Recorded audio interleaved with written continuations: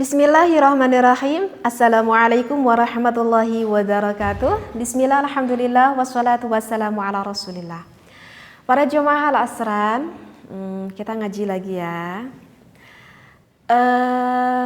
Untuk minggu-minggu ini mungkin insya Allah yang saya kaji ini ingin menjawab dari pertanyaan-pertanyaan yang ada di komentar gitu. Insya Allah saya pun kali ini pun akan menjawab dari salah satu pertanyaan yang bertanya di komentar ini.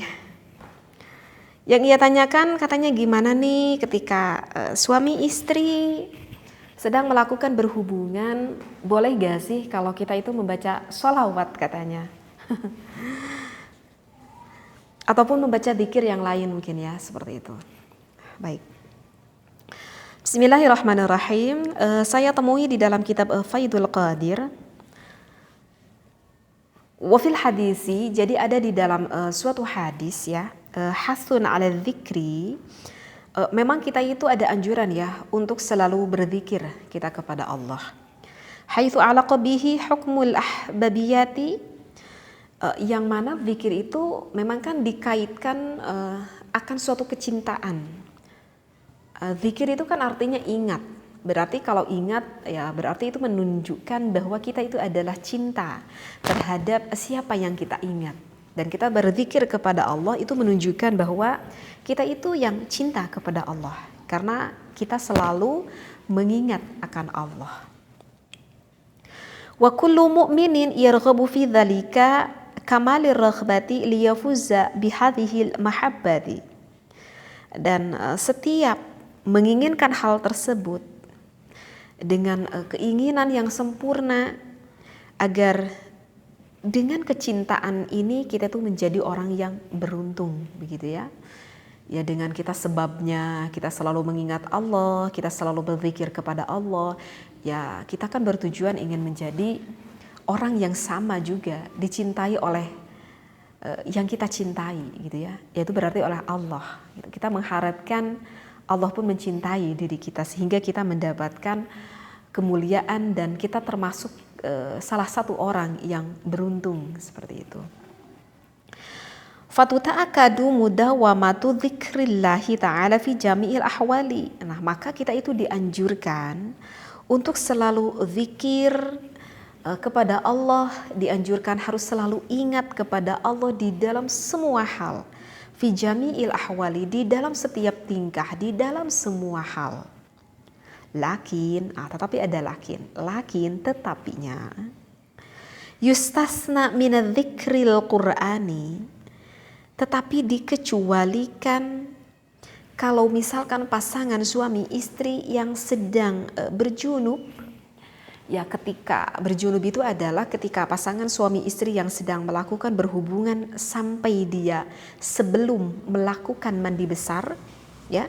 Jadi bukan hanya saja ketika berjunubnya tetapi sampai setelah itu pun dia belum sempat melakukan mandi besar, maka orang tersebut mempunyai hadas janabah, mempunyai hadas junub.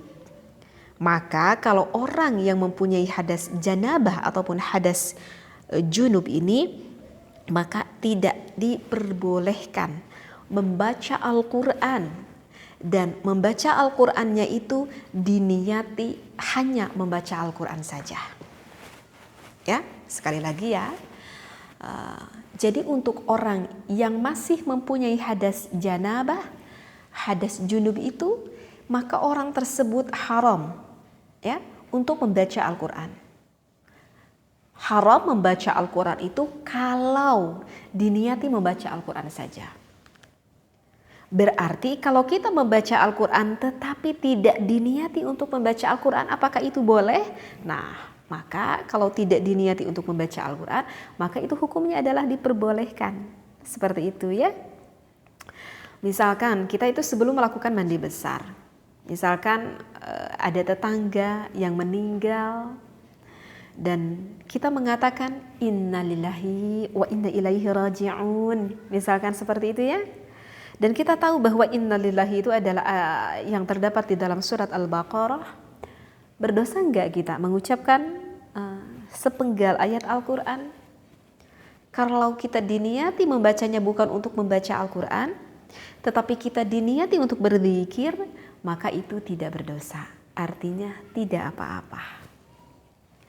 Misalkan kita setelah melakukan berhubungan, sebelum kita melakukan mandi besar, misalkan kita pengen minum, sebelum kita minum mengucapkan Bismillahirrahmanirrahim. Dan kita tahu kan, Bismillah itu adalah ayatun min dari Al-Fatihah. Kalau kita diniati untuk berdoa, kita diniati untuk berzikir, berarti tidak apa-apa, tidak apa-apa. Karena kita meniatkannya itu bukan untuk membaca Al-Quran. Tetapi kalau kita diniati hanya semata-mata untuk membaca Al-Quran saja, maka itu hukumnya adalah diharamkan.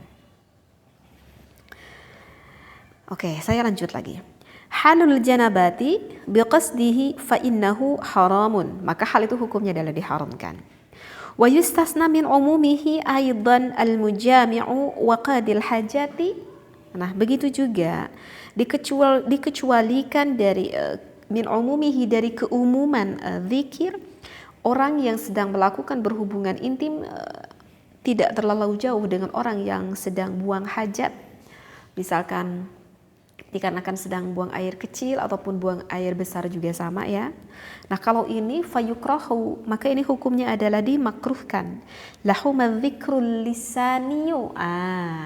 Dimakruhkannya itu adalah apa? Fayukrahu, dimakruhkan, lahuma dzikrul lisaniyu, bagi keduanya zikir dengan lisan. Nah, ini adalah jawabannya ya, yang bertanya. Tadi kan yang bertanya ketika kita sedang melakukan berhubungan, boleh gak teh saya itu baca sholawat, atau boleh gak teh saya itu baca zikir-zikir gitu ya ketika berhubungan gitu. Maka hukumnya itu adalah dimakruhkan. Kalau dimakruhkan tersebut kita membacanya dengan lisan kita. Sempet-sempetnya sedang berasik-asik dengan istrinya, seorang lelaki, Allahumma sholli ala Sayyidina Muhammad misalkan gitu ya. Kata istrinya shollu alaihi misalkan. Ini kan namanya juga semisalkan seperti itu ya. Nah, kalau diucapkan dengan lisan, yaitu hukumnya adalah fayukrahu, dimakruhkan. Ammal qalbiyu famustahabun ala kulli halin. Adapun kalau di dalam hati itu dianjurkan di dalam setiap keadaan. Tetapi kalau misalkan di dalam hati berarti hukumnya apa? Mubah. Hukumnya adalah diperbolehkan, ya. Bisa dipahami ya yang bertanya ya. Jadi sekali lagi saya pertegas, boleh gak kita lagi berhubungan membaca zikir, kalau diucapkan dengan lisan hukumnya makruh. Kalau diucapkan di dalam hati, kita ketika berhubungan hati kita tetap berkata Allah, Allah, Allah, misalkan seperti itu, maka itu tidak apa-apa. Dan itu memang di dalam suatu keadaan apapun memang kita dianjurkan untuk selalu ingat kepada Allah. Tetapi ada adab tata kramanya yaitu tidak perlu diucapkan dengan lisan, karena seperti kita sedang berhubungan ataupun seperti kita sedang buang air kecil ataupun buang air besar, maka hukumnya makruh ya kalau kita ucapkan dengan lisan ya, karena hal itu tidaklah pantas seperti itu. Jadi tempatnya yang tidak pantas ataupun situasinya yang tidak pantas, sehingga hukumnya adalah dimakruhkan. Kecuali kalau kita sebelum pasangan suami istri, sebelum melakukan berhubungan, kita berdoa dulu gitu ya, maka kita ucapkan dengan lisan itu tidak apa-apa ya. Jadi misalkan enggak diucapkan dalam hati, doanya diucapkan dengan lisan, nah kalau itu tidak apa-apa, karena memang hal itu kan belum dilakukan. Jadi ya belum melakukan hal itu ya. Gitu. Dan memang ini ada ya, kenapa boleh diucapkan ketika kita mau melakukan berhubungan, kita berdoa dengan lisan. Memang ini riwayat ada ya dari Imam Bukhari dan juga Muslim dari Anas bin Malik, Nabi Muhammad SAW bersabda, "Lau anna ahadakum idza arada ayyatiya ahlahu," jika salah satu dari kalian yang hendak ingin melakukan berhubungan, qala, maka kata Rasulullah berkata doanya seperti ini, Bismillahi Allahumma, mungkin udah pada tahu ya, pernah saya terangkan ya. Saya baca lagi. Bismillahi Allahumma jannibna syaitana wa jannibis syaitana ma razaqtana fa innahu yuqaddar bainahuma waladun fi dzalik lam yadurruhu syaitana abada. Itu adalah doa sebelum pasangan suami istri mau melakukan hubungan intim, ya. Bismillah ya Allah, Allahumma ya Allah, jannibna syaitan, moga menjauhkan aku dari godaan syaitan, wa jannibis syaitan, dan ya semoga aku menjauhkan dari godaan syaitan, ma zaktana, dari rizki yang engkau berikan kepada kami, kepada aku dan juga kepada istriku. Fa innahu yuqaddar bainahuma waladun fi dzalik. Kemudian jika Allah menakdirkan ketika saya melakukan hubungan ini menjadikan suatu anak, lam yadurruhu syaitan abada, maka syaitan itu tidak akan bisa mencelakakan anak kami itu. Seperti itu. Nah, itu adalah doa bagi pasangan suami istri ketika mau melakukan hubungan. Aduh teh, susah nih nalarnya. Menurut aku segitu juga agak susah ya. Kalau susah udah baca bismillahirrahmanirrahim pun itu jadi doanya, gak apa-apa gitu ya. Baik, mungkin yang bertanya ya, insya Allah ya apa yang saya terangkan ini bisa difahami ya.